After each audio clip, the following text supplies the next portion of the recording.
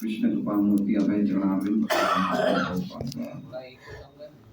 यत्र धर्मसुतो राजा गदा पाणिर्विकोदरः कृष्णो श्रीगाण्डिवं चापं सूरकृष्णस्ततो विपात् यत्र जहाँ धर्मसुत धर्मराज का पुत्र राजा राजा गदापाणी हाथ में शक्तिशाली गदा धारण करने वाला विकोदर भीम कृष्ण अर्जुन अस्त्र धारण करने वाला गांडीवन गांडीव को चापम धनुष सूर्य शुभेच्छु कृष्ण भगवान श्री कृष्ण तथा उससे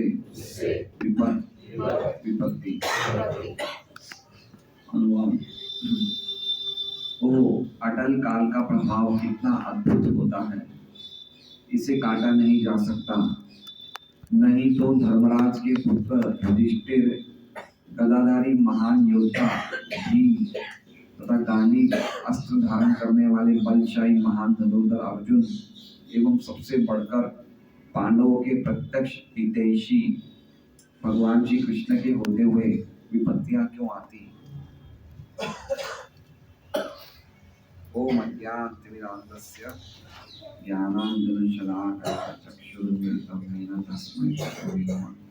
श्री चैतन्य मनोभीष्टं स्थापितं येन भूतले स्वयं रूप गदामेयं ददाति सुखदां वन्देहं श्रीगुरुं श्रीयुतः पदकमलं श्रीगुरुं वैष्णवांश श्रीरूपं साग्रजातं सहगणरघुनाथान्वितं तं सजीवं साद्वैतं सावधूतं परिजनसहितं कृष्ण चैतन्यदेवं श्री राधा कृष्ण पादान सैगन ललिता श्री विशाखावितांश हे कृष्ण करुणा सिंधु दीनबंधु गोपेश गोपिका कांत राधा कांत नमस्ते तप्त कांचन गौरांगी राधे वृंदावनेश्वरी विश्वभानु सुदेवी शरणानि भक्ति वांछा कल्पतरुभ्यश्च कृपासिन्धुभ्यो पावने वैष्णव श्री कृष्ण चैतन्य प्रभु नित्यानंद श्री अद्वैत राम श्रीवासव हरे कृष्णा कृष्णा कृष्णा हरे हरे हरे राम राम राम हरे हरे।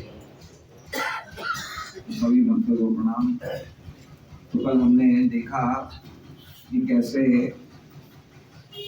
कृष्ण पितामह युधिष्ठिर को कह रहे हैं कि ये सब कुछ काल के द्वारा किया गया है और हम सभी नहीं बल्कि पूरे जितने भी जगत में लोग हैं अपने सब लोगों के अध्यक्ष के समेत सभी लोग काल के वश में हैं।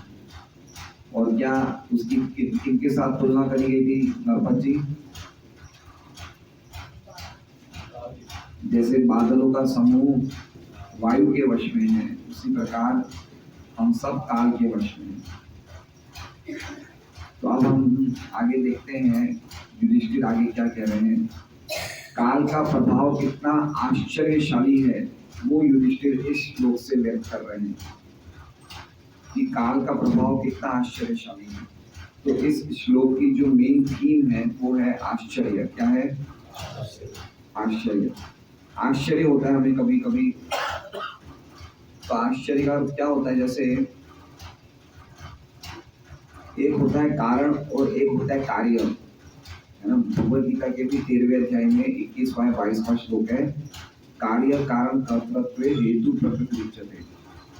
कोई भी कार्य होता है उसका जो बेस, उसका जो ग्राउंड होता है वो कारण होता है ना। कारण से क्या होता है? कार्य होता है।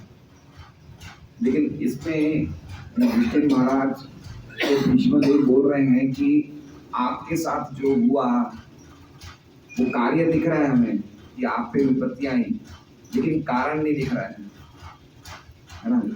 कोई भी कार्य के पीछे कारण होता है, लेकिन आपके सामने इतनी विपत्तियां आई हैं उसका कुछ कारण हमें दिख नहीं रहा है, इसलिए वो आश्चर्य व्यक्त कर रहे हैं। जैसे उदाहरण से हम बता सकते हैं कि मान लीजिए कि कोई व्यक्ति को बुखार है, कोई उसको रोग है, और उसके कहने पे डॉक्टर के कहने पे उसने सब प्रकार के रिपोर्ट्स करवाई, टेस्ट करवाया, लेकिन सब प्रकार के टेस्ट कराने के बाद भी पता नहीं चला कि सब टेस्ट नॉर्मल आ रहे हैं, फिर बुखार क्यों है? तो आश्चर्य होता नहीं होता है? हम भी कभी देखते हैं हमारे घर में कोई पीड़ित होता है, हर प्रकार का टेस्ट करवा दिया, सब प्रकार के अलग अलग करवा दिया, लेकिन सब टेस्ट रिपोर्ट नॉर्मल आई, लेकिन फिर भी बुखार जा नहीं रही, क्यों है? तो हमें आश्चर्य, क्या बात है भाई? हम बोलते हैं क्या चक्कर क्या है? तो ऐसे ही युधिष्ठिर महाराज आश्चर्य प्रकट कर रहे हैं, अपना निर्णय नहीं दे रहे। ये 2 श्लोक में इन्होंने अपना कोई निर्णय नहीं दिया। युधिष्ठिर महाराज कोई अपना फाइनल डिसीजन नहीं दे रहे कि काल ने ही सब कुछ किया है। उनको आश्चर्य हो रहा है कि कैसे काल, कितना आश्चर्यमय है काल का प्रभाव। मतलब हम समझ नहीं पा रहे कि ऐसे पांडवों के साथ ऐसा क्यों हुआ। तो समझ रहे हैं आप बात को? तो इसलिए यत्र यत्र मतलब आश्चर्य व्यक्त कर रहे हैं। यत्र का अर्थ क्या है कि यत्र मतलब ऐसा कैसे हो सकता है, हैं? क्यों नहीं हो सकता है? क्या आश्चर्य कह रहे हैं कि जहाँ पे धर्मसुत राजा हो, धर्मसुत मतलब धर्म के सूत, मतलब साक्षात धर्म के पुत्र कौन हो? राजा युधिष्ठिर हो।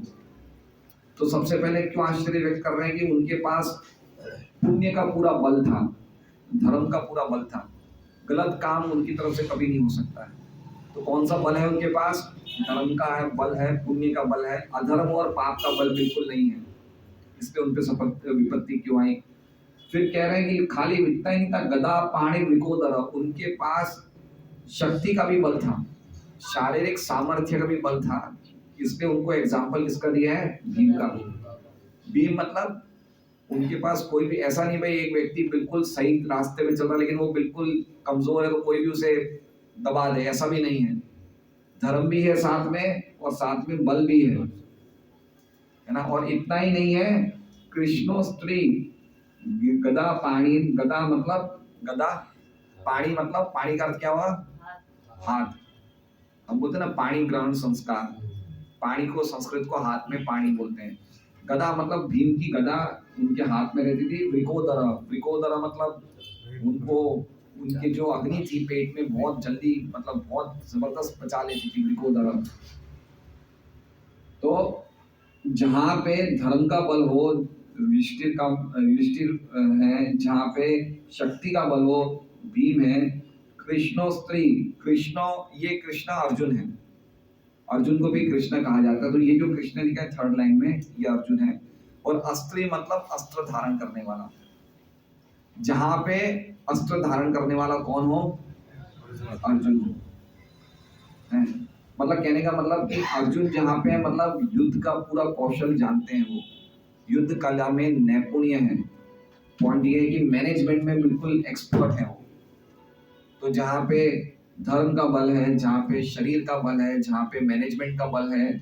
और गांडीवम चापम, गांडीवम मतलब जहाँ पे शस्त्र की सब संपत्ति है। गांडीवम मतलब शस्त्र में सबसे अग्रणी का शस्त्र गांडीव था। गांडी मतलब जहाँ पे हो सकता है वहां पे हार, निश्चित हार हो ही नहीं सकती है। तो जहाँ पे सब तरह का शस्त्र का बल है, जैसे हम बोलते हैं ना कि अमेरिका के पास सबसे ज्यादा शस्त्र हैं, चाइना के पास सबसे ज्यादा शस्त्र हैं, तो उनके पास शस्त्रों की कोई कमी नहीं थी क्योंकि गांडीव था उनके पास। तो गांडीवम चापम से उनका संबोधित किया जा रहा है कि जहाँ पे सभी प्रकार के शस्त्रों का बल है। और साथ में अल्टीमेटली क्या है? सूरत कृष्ण ततो, उनके सबसे विशेष बात क्या है कि उनके सूरत, उनके परम हितैषी परम शुभचिंतक कौन है? स्वयं भगवान साक्षात परमेश्वर श्री कृष्ण है। ततो, ततो मतलब फिर भी, विपत, विपत मतलब विपत्तियां आई। तो ये क्या बता रहे हैं युधिष्ठिर महाराज को? क्या बता रहे हैं? आश्चर्य।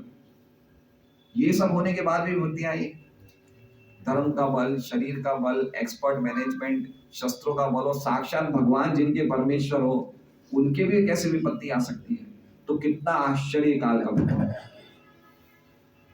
है ना। अब इसमें क्या बता रहे हैं युधिष्ठिर महाराज उनको? भीष्म पितामह क्या कह रहे हैं? काल का आश्चर्यजनक प्रभाव बता रहे हैं। इसलिए अनुवाद में तात्पर्य में, अनुवाद में प्रभुपाद जी बोलते हैं,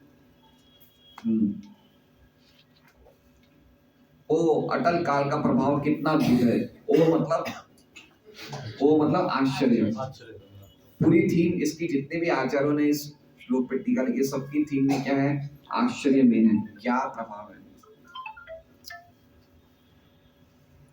उनसे पूछ लीजिए ना, इंद्रदूत महाराज चले गए, अब जाना बाकी है। ठीक है, अब हमें समझना चाहिए कि काल का प्रभाव, काल ने पांडवों पे किस प्रकार प्रभाव किया, या फिर काल का प्रभाव पांडवों पे पड़ा ही पड़ा। तो उसको क्लेरिफिकेशन कौन दे रहे हैं? विश्वनाथ चक्रवर्ती ठाकुर की टीका दे रही है कि काल का प्रभाव पांडवों पे पड़ा या नहीं पड़ा, जिसका एविडेंस विश्वनाथ चक्रवर्ती ठाकुर बता रहे हैं। तीसरा स्कंद का 25वां अध्याय और 38वां श्लोक, इसमें काल का प्रभाव भक्तों पे पड़ता है नहीं पड़ता है, वो कपिल भगवान अपनी मां देवहूति को बता रहे हैं 3.25.38 में। और क्या बता रहे हैं वो? न करहिचिन मत परा शांत रूपे नमिषन्ति नो मे निमिषो लेडी हेति येषाम अहम प्रिय आत्मसुतस्य सखा गुरु सुरतो देवम इष्टम। अब देखिए कपिल भगवान क्या कह रहे हैं अपनी माता देवहूति को। भगवान कपिल कह रहे हैं, हे माते, जो भक्त ऐसा दिव्य ऐश्वर्य प्राप्त कर लेते हैं वह उससे कभी वंचित नहीं होते। ऐसे ऐश्वर्य को न तो आयुध न काल परिवर्तन ही विनष्ट कर सकता है। क्योंकि भक्तगण मुझे अपना मित्र, संबंधी, पुत्र, शिक्षक, शुभचिंतक तथा परम देव मानते हैं, अतः किसी काल में भी उनसे ऐश्वर्य छीना नहीं जा सकता। अब क्लैरिफिकेशन दे दिया कि काल भक्त, जो भक्त, अब इसमें लिखा है भक्तों की भी कौन सी श्रेणी? जिन भक्तों ने मुझे अपना मित्र माना है, संबंधी माना है, पुत्र माना है, शिक्षक माना है, शुभचिंतक माना है और परम देव मानते हैं, उनका काल कभी भी ऐश्वर्य छीन नहीं कर सकता। अब ये विश्वनाथ चक्रवर्ती ठाकुर कहते हैं कि फिर कैसे काल ने पांडवों पे अटैक किया। अटैक को क्या बोलते हैं हिंदी में? आक्रमण किया। कैसे काल ने पांडवों पे आक्रमण किया जो दास्य, सख्य और वात्सल्य भाव से भरे हुए थे। कृष्ण के लिए जिनमें दास्य भाव था, सख्य भाव था, वात्सल्य भाव था। और यहाँ कपिल महाराज, भगवान कपिल देव के ने भी जो बोले हैं, मुझे अपना मित्र, तो अर्जुन के मित्र थे, संबंधी थे, उनके बुआ के बेटे थे, पुत्र थे, पुत्र कैसे? कुंती के पुत्र जैसे हुए, कुंती में वात्सल्य भाव था। शिक्षक थे, भगवान ने अर्जुन को शिक्षा दी। शुभचिंतक थे, भगवान उनके शुभचिंतक थे। और परम आराध्य, भगवान को वो परम देव मानते थे। तो ये सब संबंध हुए नहीं हुए? तो ये सब संबंध होने पे भी काल ने उन पे कैसे अटैक किया, काल ने उन पे कैसे अतिक्रमण किया? जब भगवान कपिल देव कह रहे हैं कि काल उन पर अतिक्रमण नहीं कर सकता, तो कैसे किया? इसलिए बहुत आश्चर्यमय है। विश्वनाथ चक्रवर्ती ठाकुर भी कह रहे हैं ये बहुत आश्चर्यमय है, क्योंकि बिना कारण के काल ने ये इफेक्ट कैसे, इफेक्ट को क्या बोलते हैं? असर। काल ने ये इफेक्ट कैसे उत्पन्न किया बिना कारण के? कोई कारण ही नहीं था, तो काल ने ये असर कैसे उत्पन्न किया? ये वास्तव में बहुत आश्चर्यमय है। और इसका कारण क्या है ये हमें जानना चाहिए। ऐसा लग रहा है कोई कर्म का कारण है, लेकिन कर्म का कारण नहीं है। कर्म कारण नहीं है। पांडवों के कर्मों के कारण उन पे दुख आए, ऐसा नहीं है। और काल भी क्यों आक्रमण कर रहा है? कुछ ना कुछ तो व्यक्ति ने कुछ कार्य किया होगा। समझ रहे हैं? देखिए कल हमने यही पढ़ा था कि काल जो है हमारे सबका कारण। हम कोई भी कार्य करते हैं तो हम दो चीजों में करते हैं, एक तो पर्टिकुलर टाइम पे और एक पर्टिकुलर स्थान पे, है ना? तो जैसे मान लीजिए कि कल हमने कोई कार्य किया तो दोपहर को 12 बजे किया, तो काल के अंदर ही किया ना वो कार्य, तो उसका इफेक्ट भी काल ही बताएगा हमें। उसका रिजल्ट क्या आएगा वो भी काल के अंतर्गत ही आएगा। तो सभी काम काल के अंतर होते तो उसका काल कारण भी उसका बताता है, इफेक्ट बताता है। लेकिन इन पे ये तो काल के अतीत हुए पांडव, तो इनकी तो कोई भी कर्म जो है वो कुछ प्रोड्यूस ही नहीं कर रहे हैं, कोई कर्म बंधन कोई उत्पन्न नहीं कर रहे, तो फिर काल ने इन पे क्यों अटैक किया? समझ रहे हैं बात को आप? काल ने इन पे क्यों आक्रमण किया, वो बहुत आश्चर्यमय बात लग रही है, ये विश्वनाथ चक्रवर्ती ठाकुर कह रहे हैं। अब यहाँ पे आगे कह रहे हैं कि कृष्ण का अर्थ अर्जुन है और उनके धनुष को के साथ उनको संबोधित करते हुए इसलिए उनको अस्त्री कह रहे हैं। अस्त्री मतलब अर्जुन को अस्त्री कहा जा रहा है कि अस्त्र धारण करने वाला। यद्यपि आपके पास धर्म का बल है, अब ये यहाँ भी विश्वनाथ चक्रवर्ती ठाकुर पाद भी कह रहे हैं, यद्यपि आपके पास पुण्यों का बल है, शरीर का बल है और सभी प्रकार के नैपुण्य का बल है, ज्ञान का बल है, मित्रता का बल है, धन का बल है, लेकिन फिर भी आप शोक कर रहे हैं। तो इसमें विपत्तियों के बदले, विपत्तियों में कष्ट के बदले विश्वनाथ चक्रवर्ती ठाकुर विपत्ति को क्या क्या ट्रांसलेट कर रहे हैं? शोक। युधिष्ठिर को क्या कह रहे हैं कि आपके पास इतना सब बल है फिर भी आप शोक कर रहे हैं। विपत्ति का अर्थ होता है कष्ट आ रहे हैं, लेकिन विश्वनाथ चक्रवर्ती ठाकुर उसको शोक की तरह ट्रांसलेट कर रहे हैं।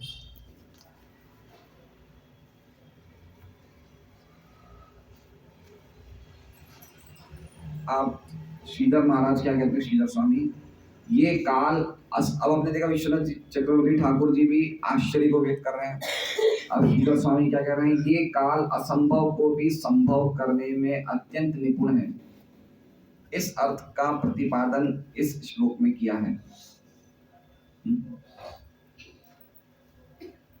अब आगे देखिए बाल प्रबोधन टीका में क्या लिखते हैं, परंतु काल भी किस प्रकार धर्म अधर्म आदि की संपत्ति की उपेक्षा करके सुख दुख आदि प्रदान कर रहे हैं। समझ रहे बात को, ध्यान से समझिए। परंतु काल भी किस प्रकार धर्म अधर्म आदि की संपत्ति की उपेक्षा करके, मतलब काल भी ये देखता है कि किस व्यक्ति ने कितना धर्म किया है कितना अधर्म किया है, उसको उपेक्षा नहीं कर सकता है काल। उपेक्षा मतलब समझ रहे हैं, निग्लेक्ट नहीं कर सकता, इग्नोर नहीं कर सकता है। परंतु काल भी किस प्रकार धर्म और अधर्म आदि की संपत्ति की उपेक्षा करके सुख दुख प्रदान कर रहे हैं। काल ही हमें सुख दुख, हमें जो भी सुख दुख मिल रहे हैं काल के अंतर्गत ही तो मिल रहे हैं। तो हमें जो भी सुख दुख मिल रहे हैं वो किस पे डिपेंडेंट है, हमारे धर्म पे और अधर्म पे। तो काल हमारे धर्म और अधर्म को कैसे उपेक्षा कर रहे हैं, देख नहीं रहे हैं वो। अगर वो देख रहे हैं तो वो किस प्रकार दे रहे हैं सुख दुख। इसका मतलब क्या है कि अन्यथा सभी को समान रूप से सुख दुख प्राप्त होते हैं। समझ रहे हैं, अगर काल देखता ही नहीं, काल का कोई इंटरफेरेंस है ही नहीं, तो फिर सभी को समान रूप से सुख दुख मिलते हैं, किसी को ज्यादा सुख किसी को ज्यादा दुख मिल रहा है। समझ रहे हैं आपको, मतलब अल्टीमेटली हमारा धर्म और अधर्म पे डिपेंडेंट तो है भाई कि हमारा धर्म और अधर्म के अनुसार ही हमें सुख और दुख मिलता है।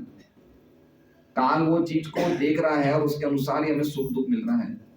तो फिर भी इसलिए यद्यपि काल कारण हुआ फिर भी अपने असंतोष को सूचित करते हुए आश्चर्य कर रहे हैं इस श्लोक से। काल ही फिर अल्टीमेटली काल ही कारण है। अल्टीमेटली कारण क्या है, काल ही। लेकिन तो फिर वो आश्चर्य व्यक्त कर रहे हैं कि इनका तो कुछ धर्म ही धर्म है, इनमें तो कोई अधर्म है नहीं, फिर इनको क्यों ऐसा दुख आया। समझ रहे हैं, ये गिरधारी लाल जी की टीका उसमें भी आश्चर्य व्यक्त कर रहे हैं। जिस पांडव पक्ष में धर्म पुत्र युधिष्ठिर हो, अर्थात पुण्य की संपत्ति हो और पाप का अभाव हो, गदाधर भीमसेन अर्थात शारीरिक बल हो, अर्जुन जैसे धनुर्धर अर्थात युद्ध नैपुण्य हो, गांडीव जैसा शस्त्र संपत्ति हो और कृष्णा जिनके सूरत हो अर्थात परमेश्वर की सहायता हो, तभी विपत्ति आए अगर आए ये तो अत्यंत आश्चर्य है, क्योंकि ऐसे में तो विपत्ति संभव ही नहीं है, फिर भी विपत्ति आ रही है तो बहुत आश्चर्यमय है। हम प्रभुपाद जी का तात्पर्य पढ़ते हैं।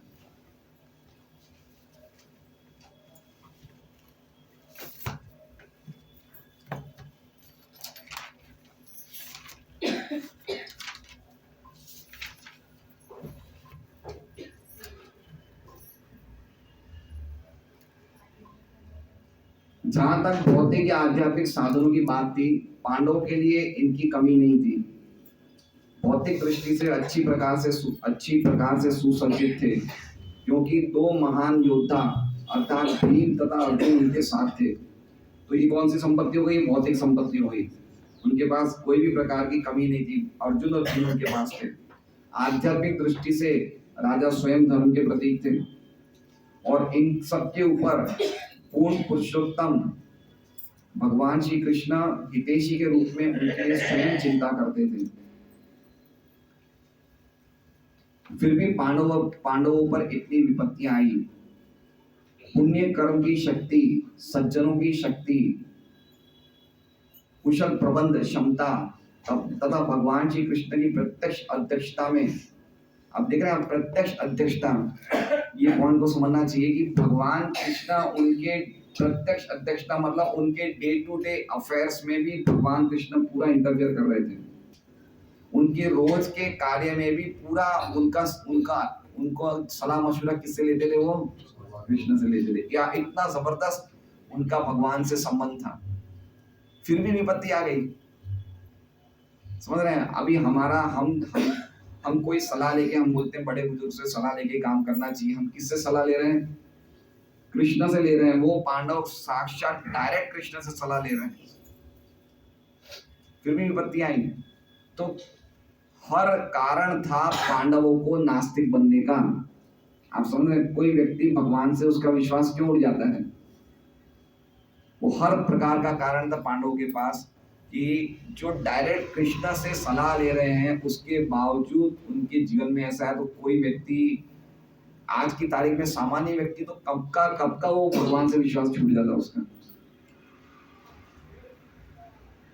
हमारे पास अभी हम देखते हैं कभी कभी जो नास्तिक प्रकृति लोग होते हैं वो बोलते हैं बद्रीनाथ बस जा रही थी, बस खाई में गिर गई। बोलते हैं कि कहाँ है तुम्हारा भगवान? वो तो भगवान के दर्शन करने जा रहे थे, खाई में गिर गई। या फिर वो कच्छ में भूकंप आया तो एक बिल्डिंग में हजारों बच्चे दीवारों के नीचे दब गए या नीचे दब गए। तो कहाँ है भगवान? लेकिन हमें नहीं पता कि उन्होंने कोई अच्छे काम किए थे, गलत काम किए थे। लेकिन पांडवों के पास क्यों आई विपत्तियां? पांडवों के पास क्यों आई विपत्तियां? हम सोच नहीं सकते। हम उस स्थिति में होते तो हमारे साथ क्या होता। खाली ये देखिए कि जिनका सलाह मशवरा कृष्ण दे रहे हैं, सलाह मशवरा देना बड़ी बात है ना। मान लीजिए कि जैसे विष्णु भगवान प्रभु ने कहा कि संडे को हमारी तरफ से प्रसाद रखना, प्रभु जी हम स्पॉन्सर करेंगे, हमारी तरफ से प्रसाद रखना। तो मैंने पूछा कितने लोग आएंगे? तो उन्होंने बोला टोटल 200 लोग आएंगे।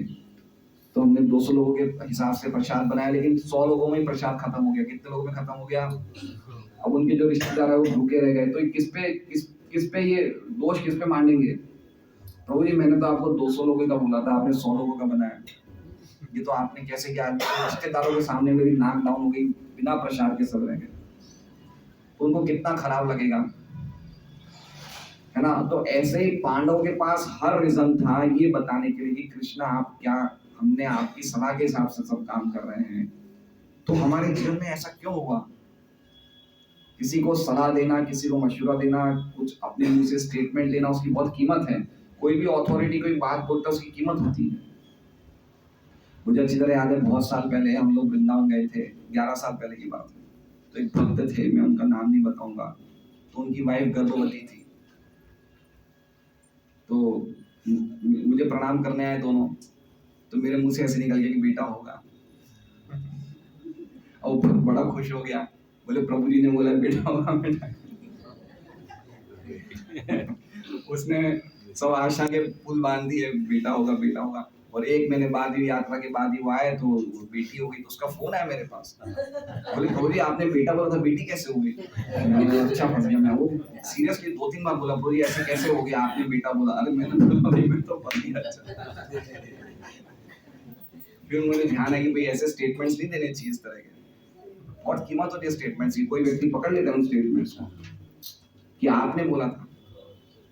आप अथॉरिटी हैं। अथॉरिटी एक शिक्षा गुरु एक अथॉरिटी होती है। कोई भी इस प्रकार का स्टेटमेंट नहीं दे सकते हम। और हमारी कोई सिद्धि नहीं, हम ऐसे कैसे बोल सकते हैं बेटा हो गया।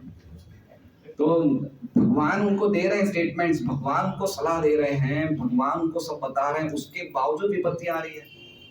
तो भीष्म को भी, भीष्म 12 महाजनों में से एक हैं।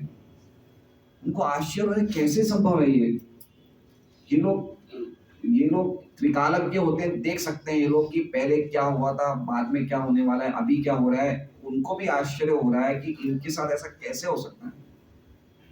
तो आश्चर्य व्यक्त कर रहे हैं कि हाउ इज इट पॉसिबल कि आपके साथ ये सब चीजें हैं, कोई गलत काम करने के चांस नहीं, लेकिन आपके जीवन में इतनी विपत्तियां हैं, और विपत्तियां भी कैसी आई है, किस प्रकार की विपत्तियां हैं? जन्म से लेके आखिर तक विपत्तियां विपत्तियां आई। हम लोग के जीवन में अगर 2-3 भी कष्ट आ जाए ना, तो हम तुरंत हम तो इतनी भी सहन शक्ति है कि आपस में भक्तों में भी झगड़ा हो जाता तो हम छोड़ देते भक्ति, है ना। इतना हम लोग के मन में विश्वास की, श्रद्धा की, इतनी हमारा जो लेवल है इतना डाउन है कि हम तुरंत सत्संग में आना छोड़ देंगे या भक्ति करना बंद कर देंगे, या बहुत इस तरह के एग्जाम्पल्स हैं। ये इसलिए कल वाले श्लोक में हमने एक बहुत गहरी लाइन प्रभुपाद जी ने बोली, तात्पर्य में पढ़ी थी, काल की चालों से विचलित नहीं होना चाहिए, है ना। चाल से, तो चाल का अर्थ क्या हो गया, कैसे हमें समझना चाहिए, इस बात को बहुत गंभीरता से लेना चाहिए। हमने इस श्लोक पे लिया था, काल की चाल से भक्तों को विचलित नहीं होना चाहिए। तो उसका मतलब क्या है कि हमें अपनी पहचान शरीर से नहीं करनी चाहिए। और ये खाली स्टेटमेंट बोलना ही अपने आप में काफी नहीं है, इसके अनुसार हमें जीवन जीना चाहिए। अगर हम अपनी पहचान शरीर से कर रहे हैं, इसका मतलब हम अपना पूरा समय शरीर पे ही लगा रहे हैं, इसलिए अपनी पहचान किससे कर रहे हैं, शरीर से कर रहे हैं। इसलिए भगवद गीता में एक श्लोक है, निराशिर यत् चित्तात्मा त्यक्त सर्व परिग्रह शारीरम केवलम कर्म कुर्वन् नाप्नोति किल्बिषम्। जो खाली शरीर को मेंटेन करने के लिए ही कार्य कर रहा है, वो व्यक्ति जो है काल की चालों से बच सकता है। अब एक उदाहरण से हम देते हैं कि अगर मान लीजिए हमारे एक भक्त हैं, सुबह 9 बजे नौकरी पे जाते हैं और रात को 9 बजे आते हैं, तो 12 घंटे क्या कर रहे हैं वो, शरीर के लिए काम कर रहा है, शरीर के लेवल पे काम कर रहा है। तो उसकी इंद्रियां किस पे लगी है, इंद्रियां किस में लगी हुई है, शरीर के लेवल पे काम कर रही है। मन किस पे लगा हुआ है, मन भी उसे काम में लगाना पड़ेगा, बुद्धि भी लगानी पड़ेगी, बिना बुद्धि के काम कर नहीं पाएगा व्यक्ति, है ना। अगर आपके बुद्धि का फंक्शन क्या है, बुद्धि कैसे अच्छी चलती है, नींद से। अगर हम झपकी ले रहे होंगे तो हमें कौन नौकरी पे रखेगा, है ना। अगर हमें अच्छी नींद आएगी तो बुद्धि अच्छी काम करती है, इसलिए उसको बुद्धि, मन, इंद्रियां किसके लिए लगानी पड़ेगी, शरीर के कार्यों पे। तो इससे क्या होगा, इससे उसके मिथ्या अहंकार को पोषण मिलेगा, ये मजबूर करने पे, सोचने के लिए कि तुम शरीर हो। समझ रहे बात को। मिथ्या अहंकार क्या है, मिथ्या अहंकार भी एक तत्व है। जितना हम शरीर के लेवल पे काम करते हैं, उतना ज्यादा मिथ्या अहंकार और ज्यादा पोषण मिलता है अपने आप को ये बता, ये हमें मजबूर कर सोचने के लिए कि हम ये शरीर है। इसलिए हमें पूरा अपने जीवन के जीने की कला को ही बदलना पड़ेगा अगर हम काल की चाल से बचना चाहते हैं। खाली ये स्टेटमेंट ग्रहण करना कि काल की चाल से बचना चाहिए, ये अपने आप में काफी नहीं है। हमारा जीवन उसी हिसाब से जीना चाहिए कि हमारी मन, बुद्धि, इंद्रियां, ये सब भगवान की सेवा में लगेगी रहे, तो ही हमारी मिथ्या अहंकार शुद्ध होगा। मिथ्या अहंकार भी 3 गुणों में होता है, सतोगुणी मिथ्या अहंकार, तमोगुणी मिथ्या अहंकार, रजोगुणी मिथ्या अहंकार, सब भागवत में लिखा है।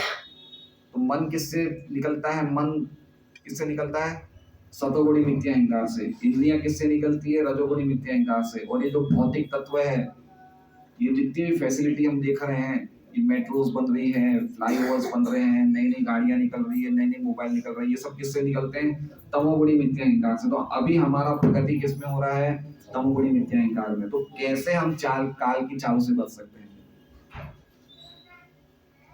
इसलिए बहुत जरूरी है कि एटलीस्ट जिन्होंने अपना आधा जीवन जी लिया है, उनको तो वानप्रस्थ आश्रम स्वीकार करना ही चाहिए और ज्यादा से ज्यादा समय भगवान की प्रेममयी सेवा में लगाना चाहिए। नहीं तो हम अपनी पहचान शरीर से करेंगे, और जब तक हम अपनी पहचान शरीर से करेंगे तब तक हम काल की चालों में घूमते रहेंगे। बहुत इंपॉर्टेंट बात है। हम जब तक घर पे रहेंगे और हम घर के कामों में लगे रहेंगे, ठीक है वो घर के कामों में लगे रहना है जब तक हम लोग की जवाबदारी, लेकिन एक हमें पॉइंट समझना चाहिए कि एटलीस्ट कम से कम हमें एक लेवल पे आना है जिससे कि हम अपनी पहचान, अभी हम धर्म का पालन कर रहे हैं, 16 माला कर रहे हैं, सुबह जल्दी उठ रहे हैं, 4 नियमों का पालन कर रहे हैं, लेकिन अभी हमारा रियलाइजेशन नील है, हमारा साक्षात्कार नहीं है। अभी हमने साक्षात्कार ये नहीं किया कि हम शरीर से अलग हैं। क्यों? क्योंकि हम एक भक्ति एक लिमिट में कर रहे हैं, इसलिए भक्ति के साथ साथ हम बाहर के लोगों से भी संग कर रहे हैं, और ऐसे लोगों से संग कर रहे हैं जिनका भक्ति से कोई विशेष ताल्लुकात नहीं है, तो उनके संग का भी हमें फर्क पड़ता है, पड़ता है नहीं पड़ता है। तो हमारी भक्ति जो चल रही है अभी बिल्कुल बिगिनिंग प्रारंभिक अवस्था चल रही है हमारी। तो हम ऐसे ही करते रहेंगे, ऐसे ही करते रहेंगे, तो हमें प्रगति नहीं दिखेगी। भक्ति का कब भक्ति में टिका पाएगा? जब हमें पता चलेगा कि भक्ति तो मुक्ति के बाद शुरू होने वाली चीज है। भक्ति कब शुरू होती है? जब हमें पता चल जाए कि हम शरीर नहीं है, आत्मा है, तब शुरू होती है। तो अभी तो हम अपनी पहचान ही शरीर से कर रहे हैं, उससे ऊपर ही नहीं उठ पा रहे हैं। ब्रह्मभूत प्रसन्न आत्मा न शोचति न कांक्षति समः सर्वेषु भूतेषु मद भक्ति लभते पराम। जब कोई व्यक्ति ब्रह्मभूत अवस्था में पहुंचता है तब उसको भक्ति मिलती है। तो अभी जो हम भक्ति कर रहे हैं वो हम ब्रह्मभूत अवस्था तक पहुंचने के लिए कर रहे हैं, और ब्रह्मभूत अवस्था से फिर वापस आगे करना, यही करना है हमें।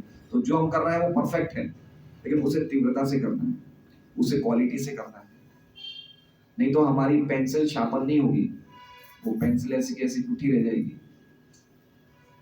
तो ये बात बहुत जरूरी है कि हम समझें कि ऐसी विपत्तियां अगर हमारे जीवन में आती तो हमारा क्या हमारा रिएक्शन रहता,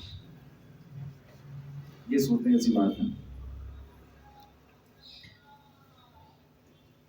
श्री कृष्ण की प्रत्यक्ष अध्यक्षता में अस्त्र शक्ति होने पर भी पांडवों को अनेक विपत्तियां देखनी पड़ी, जिन्हें अटल काल का प्रभाव ही कहा जा सकता है। तो इसे क्या कहा जा सकता है? काल का प्रभाव कहा जा सकता है, लेकिन एक तरफ कह रहे हैं कि काल का प्रभाव नहीं पड़ता पांडव जैसे भक्तों पे, जिन्होंने भगवान से अपने प्रेम में संबंध बना लिए थे, उन पे तो काल का प्रभाव पड़ नहीं सकता है। और दूसरा फिर इन पे ये इतना आ रहा है तो क्यों आ रहा है काल का प्रभाव? ये तो कैसे इस दोनों को बातों समझे जाए? तो फिर अब ये प्रभुपाद जी आंसर दे रहे हैं इस लाइन में, काल साक्षात भगवान से अभिन्न है। तो ये समझना चाहिए, प्रभुपाद जी बता रहे हैं कि काल जो है वो साक्षात भगवान से अभिन्न है। तो काल का प्रभाव नहीं पड़ के हमें ऐसा बोलना चाहिए कि भगवान की इच्छा थी। अतएव काल का प्रभाव श्री भगवान की अचिंत्य इच्छा को दर्शाता है। अचिंत्य इच्छा को मतलब इस पे हम भगवान ने ऐसी इच्छा क्यों की इसका हम चिंतन नहीं कर सकते, ये अकथ्य है। ये अचिंत्य चिंता लिखी है अकथ्य, इसमें दोनों में अलग अलग है, इसमें अचिंत्य लिखा है।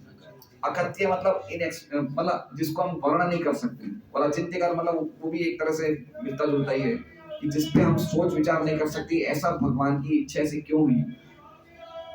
और कथ्य मतलब भगवान की इच्छा इस प्रकार की क्यों करी, उस पे हम ज्यादा दिमाग लगा नहीं सकते। तो फिर आगे प्रभुपाद जी कह रहे तो फिर क्या करना चाहिए? तो फिर जब कोई बात किसी मनुष्य के वश के परे हो तो दुखी होने से कोई लाभ नहीं।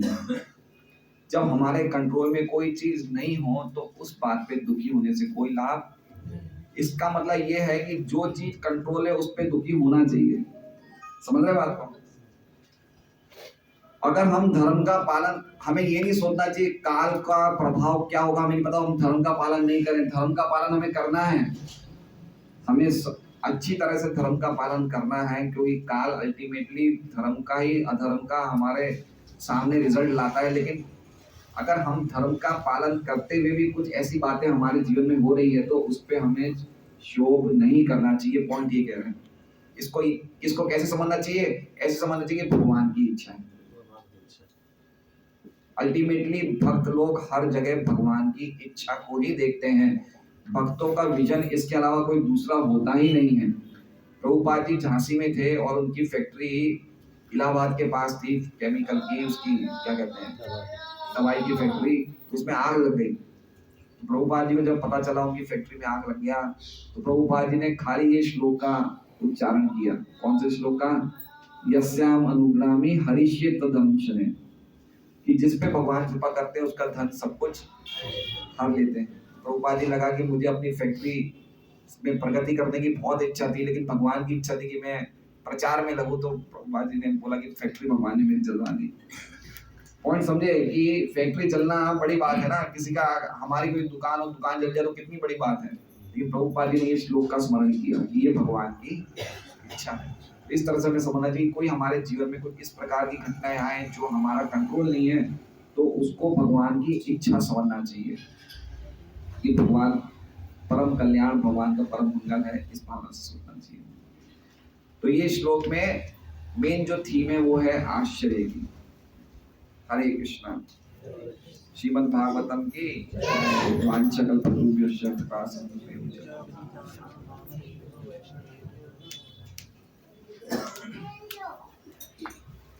जैसे मन बुद्धि सतोगुणी है तो फिर इतना विचलित क्यों रहता है? मन विचलित इसलिए रहता है कि उसका स्वभाव चंचल है। लेकिन सतोगुण से उपज हुआ है क्योंकि उसका एक्चुअली में जो उसका ओरिजिनल स्वभाव है उसको भगवान में लगे रहना चाहिए, इसलिए बड़ा चंचल रहता है वो सतोगुण। मतलब उसको का देखिए, भगवान की कीर्ति का गायन, भगवान में मन को लगाना, ये सब आत्मा का ओरिजिनल धर्म है। जब हम मन को दूसरे कार्य में लगाते तो उसकी चंचलता बढ़ जाती है, इसलिए उसका रियल स्वभाव तो है कि मन को भगवान में लगा रहना अच्छा रहता है, इसलिए वो सतोगुण से निकला है। बुद्धि रजोगुण से निकली है, लेकिन मन सतोगुण से निकला है। इसलिए बुद्धि को भगवान में नहीं लगा सकते, मन को लगा सकते हैं, और मन को भगवान में लगाने से बुद्धि शुद्ध होगी। जितना मन कृष्ण में लगेगा उतना बुद्धि शुद्ध होगी, और बुद्धि जब शुद्ध होगी तब हम आध्यात्मिक विषयों को समझ सकते हैं। तो मिथ्या अहंकार शुद्ध होगा, फिर हम समझेंगे कि हम शरीर नहीं है। इसलिए मन को जैसे ही चंचल क्यों होता है, मन जैसे ही मन को हम भगवान से हटाते हैं तुरंत चंचल उसकी हो जाता है। जैसे ट्रक के पीछे लिखा था नजर हटी दुर्घटना घटी, तो उसी प्रकार से जैसे ही हम मन में से कृष्ण को निकालेंगे ना, तुरंत मन का चंचलता बढ़ जाएगी। और मन को जितना कृष्ण में लगाएंगे मन बिल्कुल शांत रहेगा, बहुत बहुत सौम्य रहेगा, ग्रेव रहेगा बिल्कुल। हम खुद इस चीज को हम रियलाइज कर सकते हैं अगर हम भक्ति में बहुत दृढ़ता से निश्चित कर रहे हैं, तो थोड़ी देर भी अगर हम मन भक्ति से निकलेगा ना, तो हमें उस चीज का रियलाइज हो जाएगी, मन भटक के वापस लेके आ जाएंगे।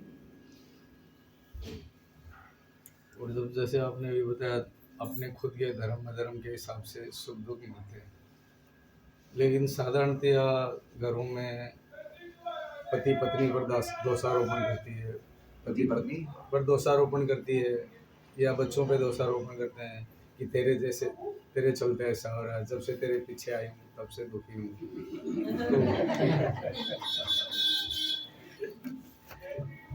तो ये मतलब खुद के धर्म अधर्म के हिसाब से। हाँ देखिए कि कनेक्शन है एक दूसरे का। पुरुष सुख दुखानां भोक्तृत्वे हेतुरुच्यते, हमारे सुख और दुख का कारण हम ही हैं। कोई दूसरा व्यक्ति, आपकी पत्नी, आपके बच्चे आपके सुख का दुख का कारण नहीं है, आप खुद ही हैं। इसलिए भक्तों में एक और लक्षण होता है, अगर उनके जीवन में, उनके परिवार में, उनके कोई भी चीज में कोई अप्रिय चीज घटित होती है, तो भक्त उसको उस चीज का दोषी भक्त अपने आप को मानता है कि मेरी कहाँ फॉल्ट रह गई है, मेरी कहाँ गलती रह गई। महाराज ने बोला इस लेक्चर में, व्यास में, मेरा एक शिष्य बड़ा वो है, बदमाश है, लेकिन फिर बाद में महाराज ने बोला कि मेरा ही कुछ काम गलत होगा जिसलिए मुझे ऐसा शिष्य मिला है। तो भक्त लोग जो होते हैं वो अपना ही दोष देखते हैं कि मैंने कहाँ गलती कर दी, और जो अभक्त होता है वो दूसरों का दोष देखते हैं।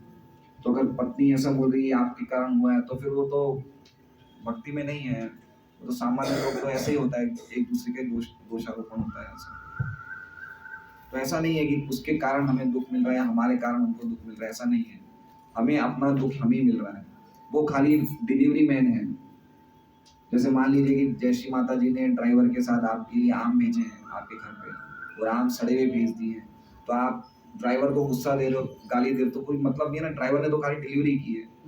तो अगर हमारे परिवार वाले हमें कुछ दे रहे हैं दुख सुख, तो वो तो खाली डिलीवरी कर रहे हैं, असली चीज तो हमारे कुछ पुराना कुछ ड्यू है, वो चीज वो खाली डिलीवरी कर रहे हैं। तो परिवार वालों पे या कोई व्यक्ति पे ये सब भागवत में फर्स्ट कैंटो में आएगा। जब जब वो कली बैल के पैर काट रहा था, तब ये चर्चा हुई थी कि इसका कारण कौन है। तो धर्म बोलने को तैयार नहीं था कि कली इसका कारण है।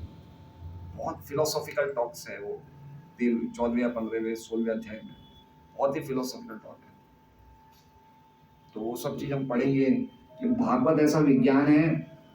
देखिए प्रभुपाद जी को ने बोलते हैं कि ये मेरी जो बुक्स है ये स्टडी करने जैसी है। पढ़ने, हम तो पढ़ने का हमारे पास टाइम नहीं है। प्रभुपाद जी क्या बोलते हैं?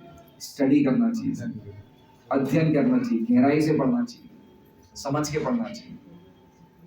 तो इसमें हमें पता चलेगा कि क्या ये विज्ञान है कि इसको अगर हम ढंग से समझ लेंगे तो हम समझ जाएंगे भगवान की भक्ति क्या होती है, भगवान क्या होते हैं, हर चीज को हम प्रॉपर्ली समझेंगे। और सिद्धांत समझने के बाद हम भक्ति करेंगे तो हमारा मन कृष्ण में बहुत अच्छा लगेगा। सिद्धांत बलिया चित्ते न कर अलस, इये कृष्ण लागे सुदृढ़ मानस। सिद्धांत समझने में हम आलस करेंगे तो कृष्ण में मन नहीं लगेगा ढंग से। और अगर हम ढंग से सिद्धांतों को समझेंगे नहीं और कृष्ण नाम ले रहे हैं तो कृष्ण नाम को हमें जो भक्ति का फल मिलना चाहिए मिलेगा भी नहीं। यद्यपि हरे कृष्णा बोल रहे हैं लेकिन ढंग से सिद्धांतों को नहीं समझ रहे हैं, समझ के भक्ति नहीं कर रहे हैं, तो हमें जो फल मिलना चाहिए वो नहीं मिलेगा। इसलिए ग्रंथों का पढ़ने के लिए बहुत विशेष जोर हमारे आचार्य हमें देते हैं कि भगवद गीता, भागवत, समर सिंधु, चैतन्य चैतन्यवत, ये सब हमारे डेली हमारा जीवन का एक हिस्सा होना चाहिए, ड्यूटी होनी चाहिए, पढ़ना चाहिए। हरे कृष्ण प्रभु। मैं तो भक्ति रसामृत सिंधु पढ़ रहा था, तो उसमें 6.14.5 परीक्षित महाराज सुखदेव गोस्वामी से पूछते हैं, हे ब्राह्मण, मेरे विचार से वृत्तासुर अत्यंत पापी था और उसकी मनोवृत्ति नितांत रजोगुण तथा तमोगुणी थी, तो फिर उसने नारायण की इस इतनी पूर्ण भक्ति कैसे विकसित की? मैंने सुना है कि बड़े बड़े तपस्वी तथा ज्ञानी व्यक्ति भी बड़े प्रयत्न से भगवान के भक्त बन पाते हैं। ऐसे व्यक्ति दुर्लभ होते हैं और प्राय देखने में नहीं आते। अतः मैं आश्चर्यचकित हूँ कि वृत्तासुर ऐसा भक्त किस तरह बना। थोड़ा इसके बारे में समझाइए। तो आपका प्रश्न क्या है? ये प्रश्न है महाराज ने जब पूछा है, वृत्तासुर जो है वृत्रासुर इतना होने के बाद भी भक्त कैसे बना? कैसे बना? तो आपने भागवतम पढ़ा है? हाँ, पढ़ा है। तो उसमें पूरा इसका वृत्तांत है। वृत्रासुर पहले कौन था आपको पता है? राजा चित्रकेतु थे और उन्हें भगवान के दर्शन हुए थे। भगवान का साक्षात्कार हुआ था उन्हें। कोई सामान्य व्यक्ति नहीं थे। वो इतने महान भक्त थे कि शिवजी से उन्होंने मजाक कर ली थी। शिवजी को बोले, क्या कर रहे हो भाई तुम, अपनी वाइफ को ऐसे गोदी में बैठा के ऋषियों को कथा बोल रहे हो। और शिवजी की वाइफ ने, भवानी ने उनको श्राप दिया और श्राप भी उन्होंने बड़े प्रेम से ले लिया। तो शिवजी बोले ये इनकी भक्ति महिमा है। नारायण परा सर्वे न कुतश्चन बिभ्यति स्वर्ग पवर्ग नरकेषु अपि तुल्यदर्शिनः। कि जो नारायण के भक्त होते हैं उनके लिए स्वर्ग नरक सब कुछ बराबर होता है। तो बहुत महान भक्त थे चित्रकेतु। तो चित्रकेतु को जब अगला जीवन वृत्रासुर का मिला तो उनकी भक्ति तो नष्ट हुई नहीं। काल उनकी भक्ति को नष्ट नहीं कर सका। जैसे हमने पढ़ा, उनकी भक्ति ऐसे थी, उनका शरीर असुर का था लेकिन हृदय में उनका जो वो था, क्या कहते हैं, सूक्ष्म शरीर था, मन इंद्रिया बुद्धि, वो तो भक्तिमय थे।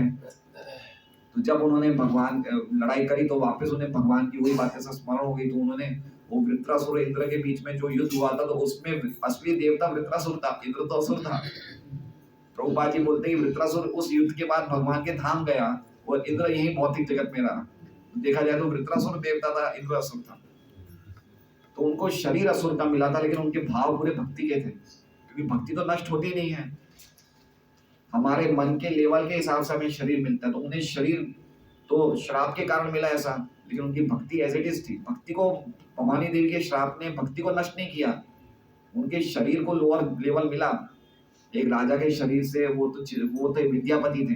विद्यापति के शरीर से विद्याधर के शरीर से उन्हें एक असुर का शरीर मिला, लेकिन उनकी भक्ति का नाश नहीं हुआ। तो उस जीवन में उन्होंने भगवान की भक्ति करी और भगवान के धाम चले गए। भरत महाराज हिरण बने, लेकिन हिरण के शरीर में भी भगवान से प्रार्थना करते थे। वो हिरण का शरीर छोड़ते हुए भगवान को प्रार्थना करते हुए।